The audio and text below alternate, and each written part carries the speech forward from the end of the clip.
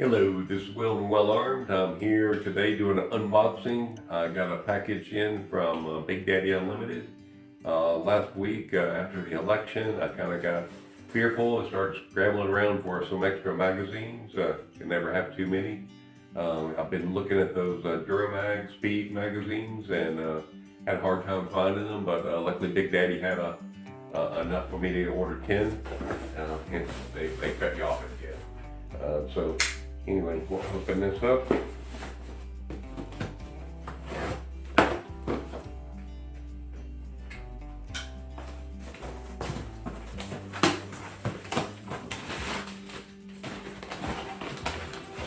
These are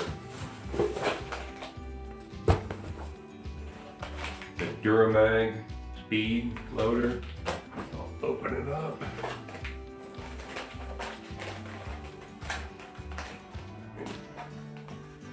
So you can see these are forest green in color.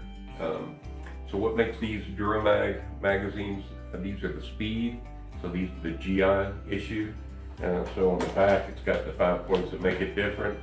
They're made with a post and hole construction. Instead of being spot welded that burst loose, they actually are drilled through on both sides and a post is put in there and welded in there. It's completely different construction. On the lip, each lip is cut for that particular caliper that's going in. So these are actually made for 5.56 and they're identified on the follower as 5.56. They're also individually serialized, made in the USA, and they say 223 or 5.56 aluminum. So there's the post and hole, the LipLock. The follower is specially engineered per caliper. It's got the anti-tilt, so the spring is a lifetime spring. You can load it up 30 rounds and put it in your safe and never have to worry about reloading them, unloading them, reloading them again. They call it the spring. They call it's high tensile spring, and it's they call it EverFlex. So it'll last forever. The coating is T360 coating. So the coating is both inside and out.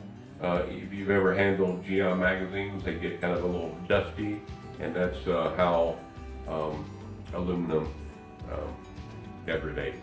You know, it's not nearly as bad as rust, of course, but it's just a little bit annoying. So this anodize actually makes it harder and more scratch resistant as well. I also like to mark my magazines. So I get these oil markers, and I'll put a link down below, but they come in these multi-packs and you can get them with black and white. So on these, almost everything I use white, but I get a couple of black markers as well. For those silver magazines and those lighter colors. Anyway, I'll show you my weapon. This is my PWS upper, and this is a piston. I do have a Rebel can, kind of saved some money on that. It was, I think it was $200, so the stamp cost actually more than the can at the time. But anyway, I put the red dot. It's a PWS, or areas of primary arms. I've got the Olight Valkyrie Pro, and then I've got the tail hook.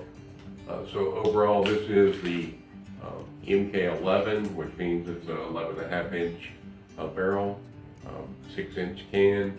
Takes me right in at about 17 inches overall for the whole length. Real happy with that.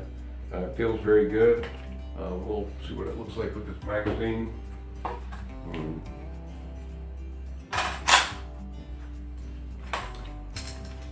Yeah, the OD and the forest green are quite a match, but good enough for me.